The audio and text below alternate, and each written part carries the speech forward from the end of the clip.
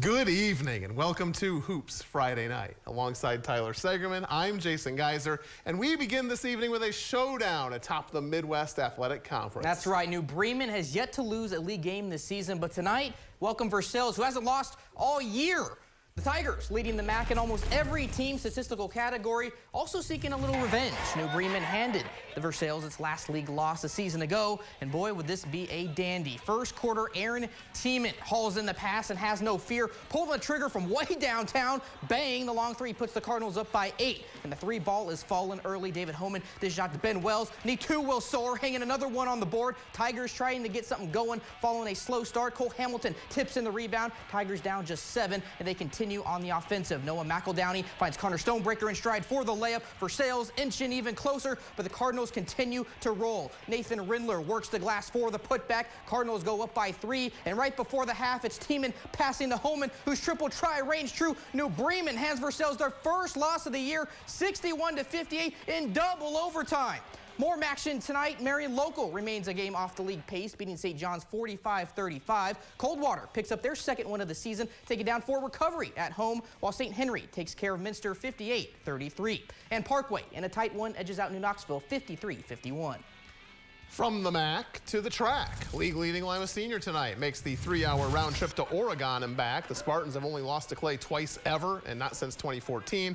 That wasn't going to change tonight. Khalil Luster on the money from 3. 9 of those for Luster tonight as he scores 36 points. Now Brent Moss steals to Jagger Hutchins, and the freshman spins to the tin for the layup. Hutchins isn't done. Here he takes the pass from Luster and strikes from long range himself. The Spartans doing whatever they like in this one. Amarion Glenn gets a chance to show off his marksmanship. That's right on target. And how about one more from beyond the arc for senior high? Cameron Miles does the honors. Lima rolls 94-59.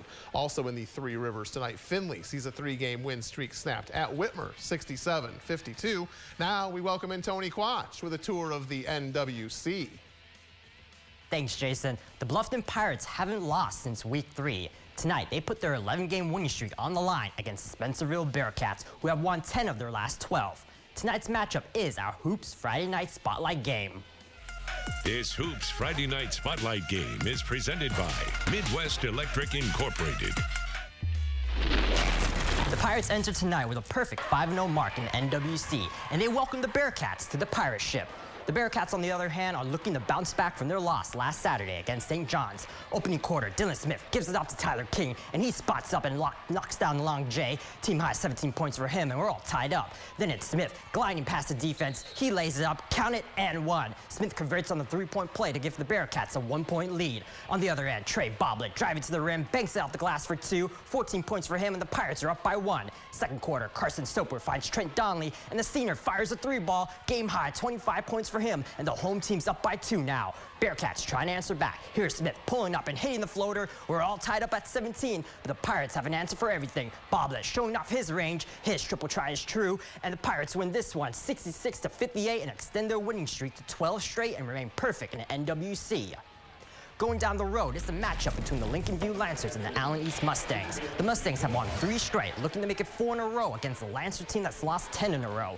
Jumping in the third, Garrett Newland coming up with a loose ball, banks it off the glass for 2. The Mustangs are down by 4. Then it's Newland again, driving to the basket, kissing it off the glass, and the Mustangs make this a 1-possession game. Now it's the Lancers' turn to respond. Carson Fox spotting up for a 3. He cans the tray, and the Lancers have a 5-point advantage. Now it's Garrett Richardson getting in on the 3-ball action. It's good, and the Lancers win this one 49-46 to snap their 10-game losing streak. To the stage we go as the Jefferson Wildcats play host to the Lipstick Vikings. The Jeffcats are looking to snap a 2-game skid while the Vikings are trying to win their 3rd league game.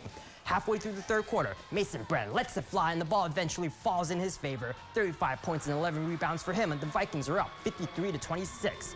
Jefferson responds with a basket of their own. Andrew Miller takes it himself for a layup. His basket cuts the deficit to 25.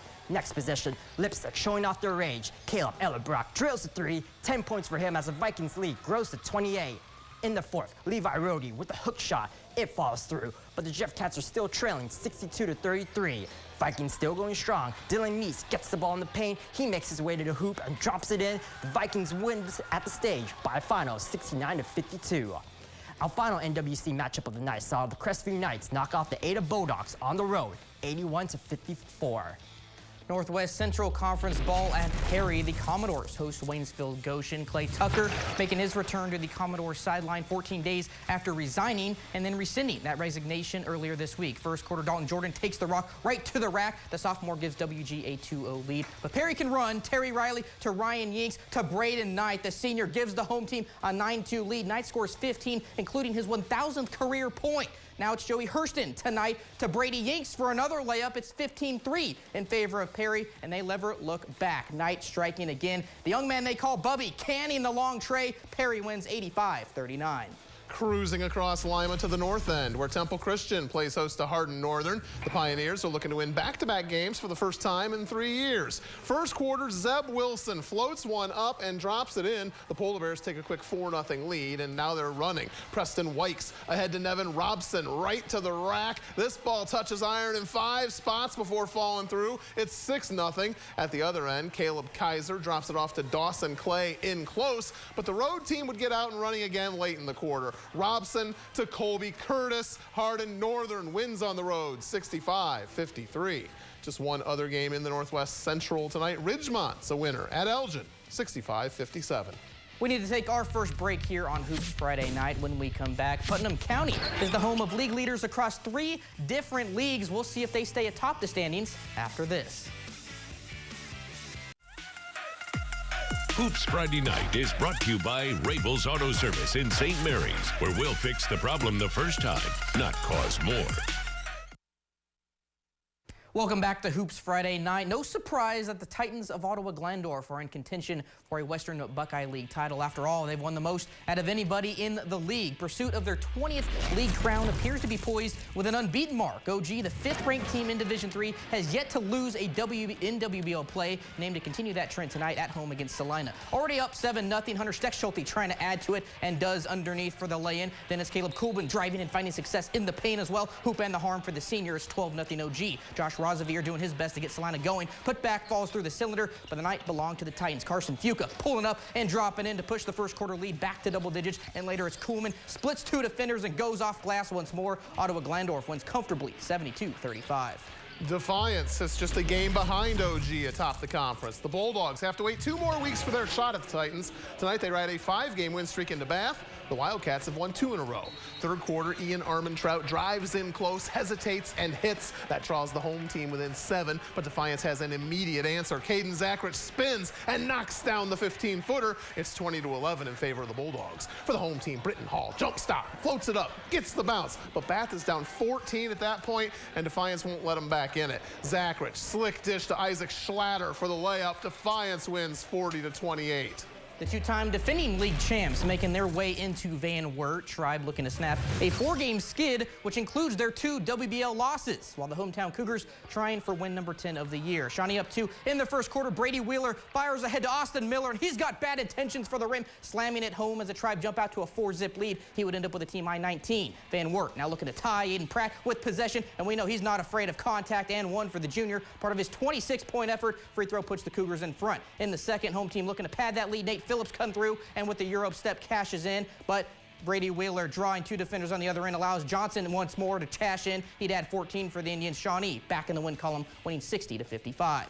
St. Mary's Rough Riders have picked up some steam, riding back-to-back wins for the first time in over a month. Jump-started with the win over Shawnee a week ago. They host Kenton, who just snapped a 8-game losing streak. Picking this one up in the third, Austin Parks hands off to Evan Aikman, who lays it up and gets the bounce. Rough Riders up 5. Fast forward to the fourth, it's now an 8-point lead when Tyson Lawrence finds Ethan Yoder from beyond the arc, and now it's Lawrence's turn. Cooper Johnson finding him, and he too will let it fly from deep. Wildcats back within 5, but we haven't shown the 6'10" star yet. Austin Parks grabbing boards and then points with ease. Big man helping push St. Mary's to victory 64-53. Following a 5-5 start to the season, Wapakoneta has reeled off 5 straight wins entering tonight's trip to Elida. The Bulldogs are seeking their first league victory, trying to snap a 7-game skid. Second quarter, Zach Niekamp makes good on the long ball. The Redskins grab a 21-13 advantage, but Elida comes right back at them. Torrey Thomas gives to David Etzkorn, who's also counting by threes. 14 for Etzkorn. The Dogs are down just 5. Back the other way, Niekamp from down on the deck still gets it to Jackson Corder, and yet another 3-ball falls. Corder scores 16. Wapak's up 9. Now off a missed 3. Thomas is in the right place at the right time, but Wapakoneta wins this one 51-40. League rivals dueling it out in Putnam County. Kalida meets Ottoville, 2 teams who have split their last 4 meetings. And it sure would play out like 2 evenly matched teams. Third quarter, Ottoville nursing a 2-point lead. Drew first steps in front and begins the charge. Justin Siebenek finishing it off. Now it's Kalida with the lead when Will Miller goes by his man and with hesitation gets the bucket to fall, all tied up at 31. Quarter winding down, Ethan Warnick grabs the offensive board and then proceeds to power his way to a basket and the Band-Aid. 36-all would be the score after 3 in the fourth. Michael Turnwall connects with Michael Steffen, and despite a hand in his face, drains the tray. Ottoville, and a nail-biter comes out victorious 49-47. Just one other game in the PCL this evening. Fort Jennings protects the fort against Miller City with a 50-47 win. Pandora Gilboa still boasts perfect conference records atop both the PCL and BVC. Tonight takes the Rockets on a short road trip in Blanchard Valley play, visiting a Corey Rawson club that's dropped 7 straight. Third quarter, Aiden Morris gives to Ryan Johnson, who lays it in. The Rockets are in control, up 40-8. On the other end, it's Michael Bixler in close. Hoop and the harm, but the Hornets are still in a big hole, and PG now showing off the passing skills. Dylan Crone with the touch pass to Will Huffman for 3. The senior gives the Rockets a 35-point lead, and then it's Crone pulling up, knocking down. The Rockets win 70-18. Around the valley we go. Liberty Benton stays a game off the league lead, beating North Baltimore 62-27. Arlington edges their neighbors from Riverdale 48-42. Van Buren wins the Battle of Vans over Van Loo 68-37. And Macomb rolls through Arcadia, winning 62-30. Shelby County League, Botkins beats Houston 62-18. The defending state champs clinch their first outright conference title since a run of 3 straight from 1977 to 79. Elsewhere, Jackson Center beats Russia 60-31, and Anna downs Fairlawn 63-32. In the Three Rivers Conference, Lehman Catholic beats Riverside 57-41. Exact same score in the Central Buckeye Conference as Indian Lake beats Ben Logan by 16. Bell Fountain loses at Jonathan Alder 54-19. Green Meadows Conference, Wayne Trace keeps rolling, beating Fairview 74-47. Paulding tops Tenora by the thinnest of margins, 41-40. And in the NWOAL, Patrick Henry wins at Bryan 42-28. We are set for our second and final break here on Hoops Friday night. The basketball action is behind us, but we have more from our local high schools, including day 1 of the Thunderbird Wrestling Invitational at LCC after this. Hoops Friday Night is brought to you by Union Bank. Now with everyday rewards checking, free online banking and bill pay, refunds on ATM charges, and more.